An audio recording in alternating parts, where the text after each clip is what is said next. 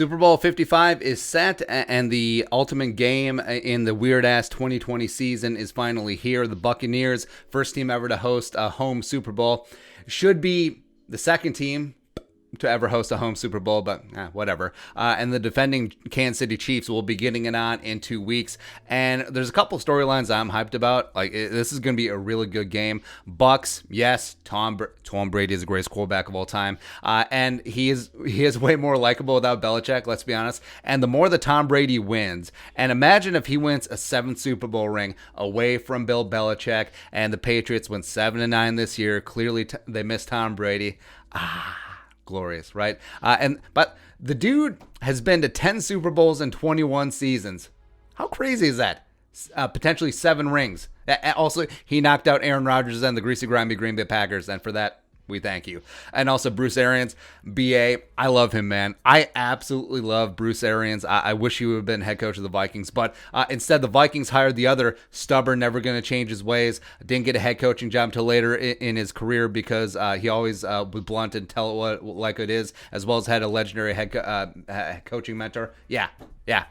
But Arians, no risk it, no biscuit, is just going to chuck it. He's going to throw it. He doesn't really care. Like right before the half against the Packers, so the play is pick up 6 yards and kick a field goal. He just throws a 9 route. Like, Scotty Miller, what's up, baby? And the Bucs offense, man, is legit. Mike Evans, that knee injury isn't bothering him. He's been dynamite in the playoffs. Chris Godwin is phenomenal if he can stop dropping big-time passes. Scotty Miller, aforementioned, is quickly becoming the big play guy. You got Gronk. By the way, Antonio Brown potentially is going to be healthy enough to play. Tyler Johnson, the former Gopher, making some big-time catches against the Packers.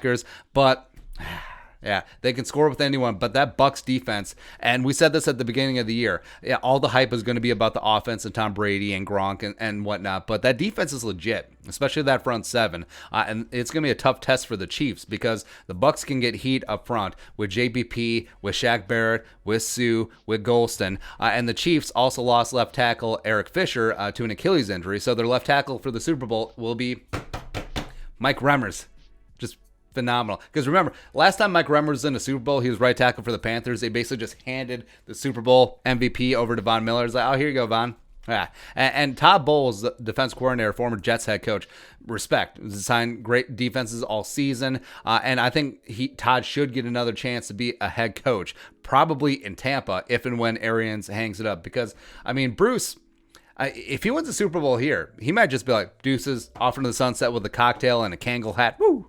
It's a good way to end up his career. Not bad for a guy who was retired after he left Pittsburgh, just unceremoniously. That ended up in Indianapolis, took over for Chuck when he had unfortunately got sick, and then won Coach of the Year. Went down to Arizona, won Coach of the Year, and then got fired or retired, and then came to the Bucs. Wow. Like it, man. And also Devin White, for the 4-5, is turning into a star right before our eyes. The pride of LSU, and hopefully Antoine Winfield Jr.'s ankle is going to be good enough to play for the game because I think that his matchup potentially against Travis Kelce plus help from White and Levante David, that's going to be the matchup. Like, yes, Tyreek Hill's going to get his. Yes, the Bucs receivers are going to get theirs as well. But shutting down Travis Kelce, who really is the point man of that Chiefs offense, it's going to be tough. It is. And if Antoine Winfield Jr. isn't able to go, or if he's going to be significantly incapacitated in that game, plus, that secondary was embarrassed by the aforementioned Tyreek Hill in the regular season matchup when he had 13 catches, 269, and 3 touchdowns. Just, it wasn't great.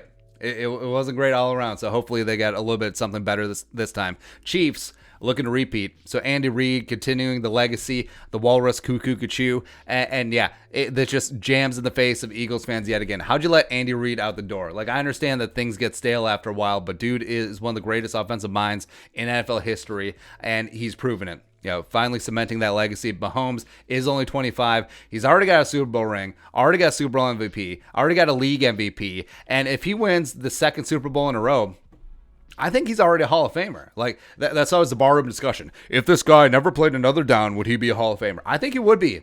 After 4 years, as crazy as that sounds, even though he didn't even play his rookie year, essentially, it is the mini GOAT versus the big GOAT, or the young GOAT versus the old GOAT. The storylines will obviously be there. Mahomes and Brady getting it on. They got it on last year in the AFC title game, Patriots versus Chiefs. But now, in the Super Bowl, you got two high-powered offenses versus opportunistic defenses with stars at all levels. And if the Chiefs and Frank Clark and Chris Jones can get some heat on Brady, he'll serve you up some meatballs. Like, it's not quite as bad as Drew Brees, but we're talking about in that neighborhood, because he threw 3 picks against the Packers. He threw 2 in their regular season matchup.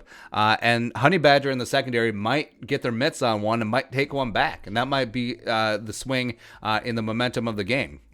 Also, like an undercurrent storyline, Le'Veon Bell and Antonio Brown facing each other in the Super Bowl. Steelers fans are just like, great.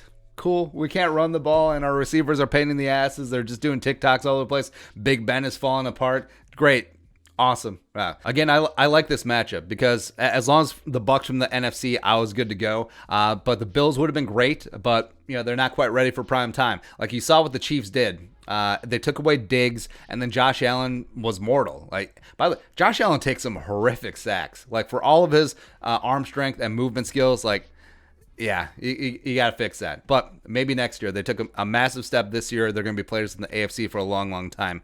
But this game has, again, the GOAT versus the future GOAT, plus 2 of the best offensive minds in NFL history, and also top to bottom. This might be the best pass-catching lineups in Super Bowl history. I mean, just look at the Bucs. You look at the Chiefs. Wow. Like, this is going to be a fun, high-scoring game, and it's something that we need because with all the uncertainty coming into this 2020 season, having an entertaining Super Bowl at the end, unfortunately it doesn't include the Minnesota Vikings, it is a nice reward. It really is, but yeah. But your thoughts, what storylines you looking forward to? Let us know in the comment section below. Subscribe for daily Vikings takes. Want to support that work, pull something on Venmo, but until next time, Skol, production value.